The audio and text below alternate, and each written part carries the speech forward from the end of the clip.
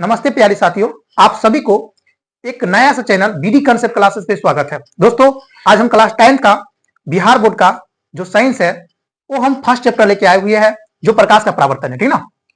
तो जो student class 10 का एग्जाम 2027 में देने वाला है बिहार बोर्ड से, ठीक ना, उसके लिए मोस्ट इंपोर्टेंट क्लास होगा। ठीक दोस्तों, ये क्लास को हम इतना अच्छा से लेके आए हैं डिजाइन करके, बाकी मूर्ख से मूर्ख बच्चा समझ जाएगा। बशर्ते आप मात्र 2 से 3 मिनट रुकिए। ठीक, अगर नहीं समझ में आएगा तो आप क्या करना, मूव ऑन करके यानी दूसरा क्लास चैनल को छोड़ के बाहर जा सकते हैं। ठीक ना, हम यही कहेंगे। ठीक ना, बस आप 2 मिनट रुकिए। ठीक, हम देखो ये साइंस का है, जो फिजिक्स का जो पहला चैप्टर है प्रकाश का परावर्तन, जो चैप्टर 1 कहा जाता है। ठीक ना, तो देखो दोस्तों, आप 2027 में आप लोग एग्जाम देने वाले हैं, तो एक बात हमेशा याद रखना, कोई भी चैप्टर को पढ़ने से पहले उसके बारे में बात करो कि आखिर वो चैप्टर आखिर है क्या। ठीक, उसके बारे में एकदम अच्छा जानकारी लो। यहाँ पे है प्रकाश के परावर्तन, तो हमको पहले बात करेंगे प्रकाश क्या होती है, यानी reflection of light. Reflection of light यानी प्रकाश क्या होती है, उसके बाद बात करेंगे परावर्तन क्या होती है। ठीक ना, तो चलो बिना समय लेते हुए आप सभी को सीधा हम स्टार्ट करते हैं प्रकाश के बारे में। तो हम पहला स्टार्ट करते हैं प्रकाश क्या है, यानी लाइट क्या है। ठीक, तो प्रकाश क्या होती है। तो दोस्तों, एक चीज हमेशा याद रखना कि कोई भी वस्तु को हम देखते हैं तो क्या हम ऑटोमेटिक देख लेते हैं? नहीं देखते हैं। जब कोई लाइट जलता है, जब कोई बिजली जलता है, ठीक, या सूर्य जलता है, तो हम किसी वस्तु को देखते हैं ना। यानी कि प्रकाश के कारण ही हम किसी वस्तु को देखते हैं। ठीक, अगर प्रकाश नहीं रहता तो वास्तविक बातें हम लोग किसी वस्तु को नहीं देख पाते।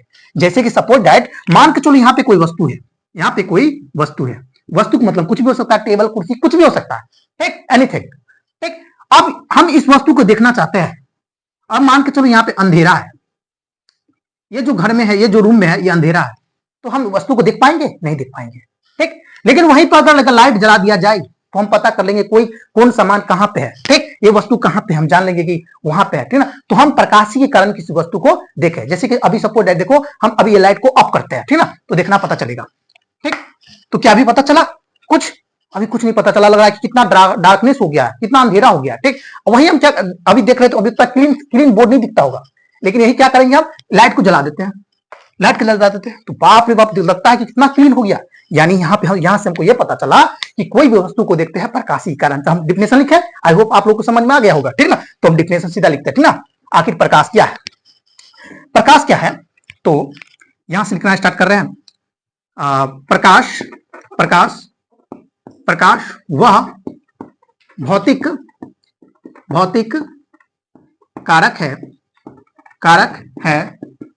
कारक है जिसके सहायता से हम किसी वस्तु को प्रकाश वह भौतिक कारक है जिसके सहायता से हम किसी वस्तु को देखते हैं।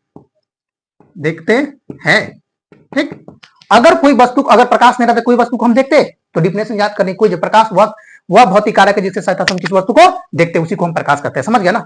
आप मेरे प्यारे भाइयों, एक बात याद रखो कि हर एक इंसान का अपना अपना गुण होता है, हर एक व्यक्ति का अपना अपना गुण होता है। जैसे जानवर का अलग गुण होता है, इंसान का अलग गुण होता है। ठीक, तो हर एक इंसान का अपना अपना गुण होता है। इसी तरह प्रकाश का भी अपना कुछ गुण है। तो प्रकाश का पहला गुण, यहां से हम जो गुण के बारे में बात कर रहे हैं, यानी प्रकाश का प्रॉपर्टी के बारे में बात कर रहे हैं, यहां से ऑब्जेक्टिव भर के आता है। ठीक, इस चैप्टर से खास के। ठीक ना, तो हम प्रकाश का गुण के बारे में बात करते हैं। ठीक ना, तो यहां से स्टार्ट कर रहे हैं प्रकाश का गुण। प्रकाश का गुण, तो प्रकाश का गुण यानी प्रॉपर्टीज ऑफ लाइट, यानी प्रकाश का गुण क्या होती है।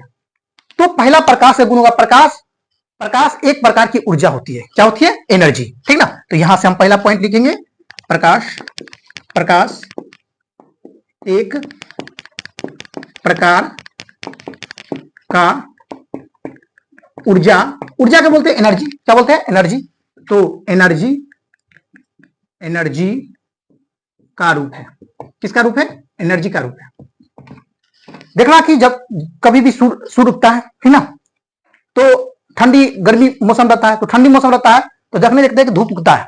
ठीक, तो हम लोग के शरीर में क्या होता है, एक तापमान यानी कि टेम्परेचर इंक्रीज होता है, यानी कि एनर्जी आने लगता है। तो उसी में प्रकाश एक प्रकार क्या है? ऊर्जा का रूप है। किसका रूप है? प्रकाश एक तरह के ऊर्जा का रूप है। ठीक, उसके बाद आगे बात करें दूसरा पॉइंट। प्रकाश होगा ना, हमेशा सीधी रेखा में गमन करती है। प्रकाश हमेशा सीधी रेखा में गमन करती है। प्रकाश हमेशा हमेशा सीधी रेखा में गमन करती है।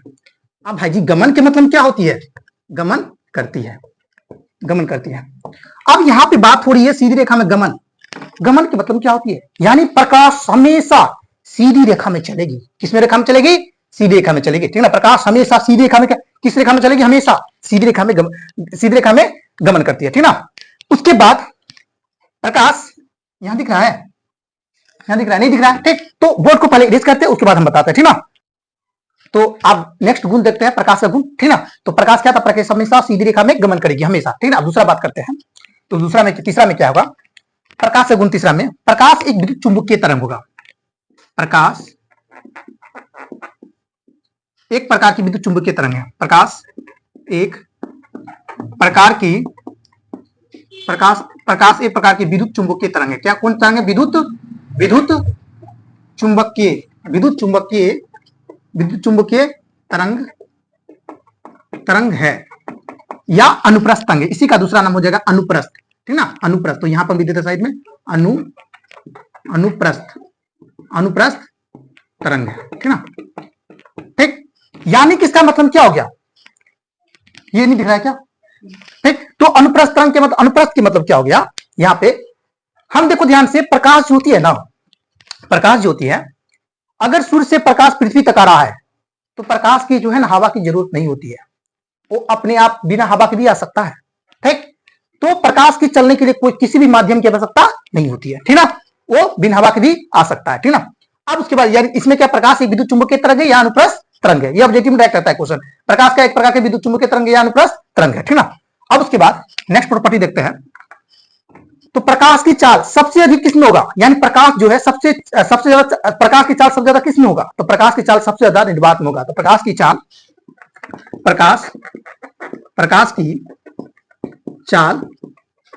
सबसे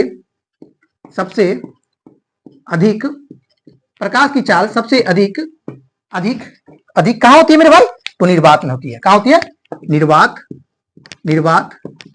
में होती है। बताओ, प्रकाश की चाल सबसे अधिक कहां होती है? निर्वात में। अब निर्वात के मतलब क्या हो गया? तो निर्वात के मतलब होता है वैक्यूम, यानी कि निर्वात के मतलब हो गया जहां हवा न हो, क्या ना हो? हवा न हो, ठीक। तो कितना होती है? तो निर्वात में प्रकाश की चाल लगभग होती है, कितना चाल होती है? लगभग होती है 3 गुने 10 के पावर 8 मीटर प्रति सेकंड। किए थे दोस्त कि प्रकाश की चाल सबसे अधिक कहां होती है? निर्वात में होती है। निर्वात में कितना होती है? 3 गुने 10 के पावर 8 मीटर प्रति सेकंड, ठीक ना। 3 गुने 10 के पावर 8 मीटर प्रति सेकंड, यानी कि 1 सेकंड में लगभग प्रकाश जो है वो 3 लाख किलोमीटर चलेगी। सोचो कितना पावरफुल होगा, ठीक ना। 3 लाख, ठीक, किलोमीटर। अब यहां पे बात करें, सूर्य से पृथ्वी तक की दूरी कितनी होगी? सूर्य से लेके पृथ्वी तक की दूरी कितनी है? तो लगभग 15 करोड़ किलोमीटर है। कितना किलोमीटर है? 15 करोड़ किलोमीटर है। अब हम बात करें सूर्य से पृथ्वी तक प्रकाश को आने में कितना समय लगता है? तो सूर्य से पृथ्वी तक प्रकाश को आने में समय लगता है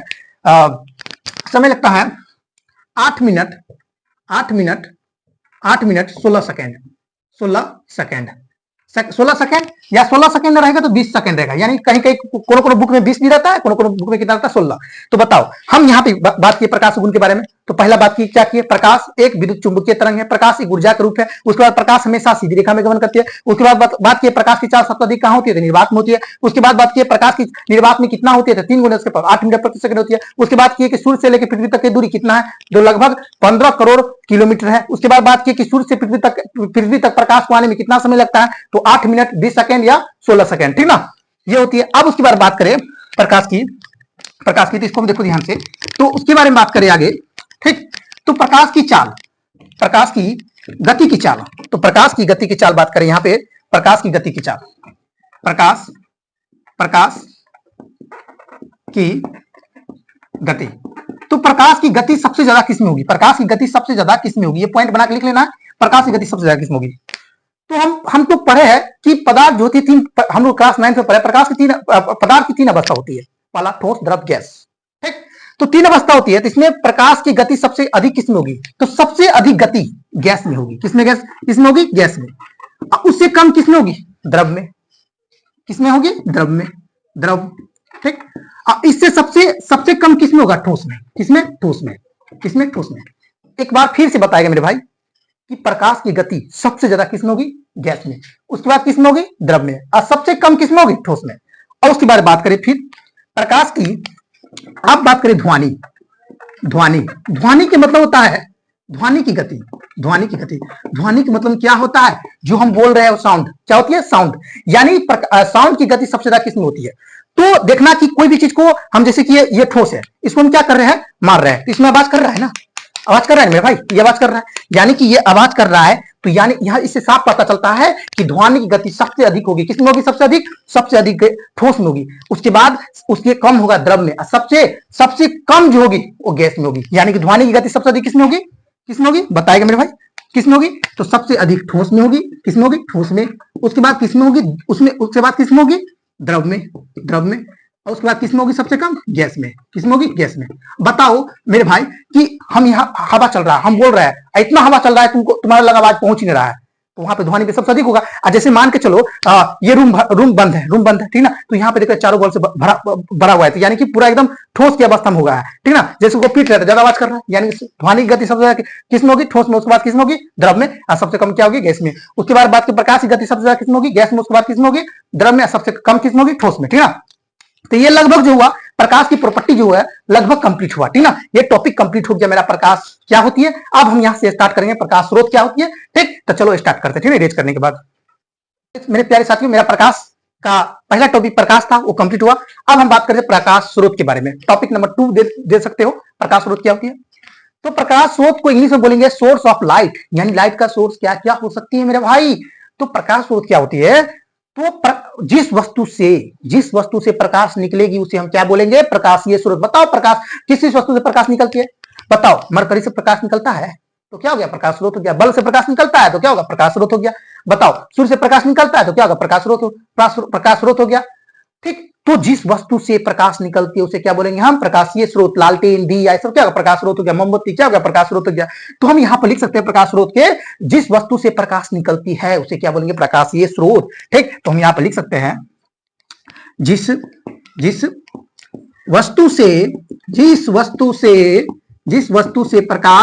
जिस वस्तु से प्रकाश यानी कि लाइट निकलती है, जिस वस्तु से प्रकाश निकलती है उसे प्रकाश के स्रोत कहते हैं। उसे प्रकाश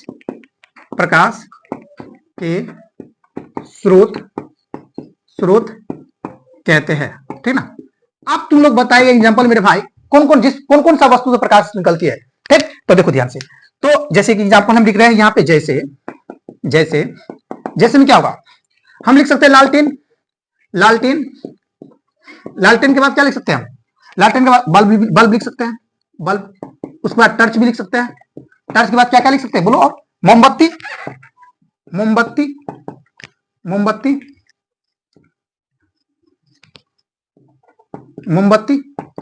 ठीक, मोमबत्ती, ठीक, डॉट इत्यादि दे सकता है। यानी जो भी चीज से प्रकाश निकलती है उसे क्या बोलेंगे? प्रकाशीय स्रोत। यानी कि जिस वस्तु से प्रकाश निकलती है उसे क्या बोलेंगे हम? प्रकाशीय स्रोत। जैसे कि एग्जांपल हो गया लालटेन, बल्ब, टर्च, मोमबत्ती, सूर्य भी डाल सकता है, ठीक ना। सब क्या होगा? प्रकाशीय स्रोत हो गया, ठीक ना। अब बात करते हैं प्रकाशीय स्रोत का, प्रकाश स्रोत। अब बात करते हैं प्रकाश स्रोत कितनी प्रकार की होती है। तो प्रकाश स्रोत 2 प्रकार की होती है। यहां पर लिख लेंगे प्रकाश स्रोत 2 प्रकार की होती है। 2 प्रकार के होती है। कितनी प्रकार की होती है?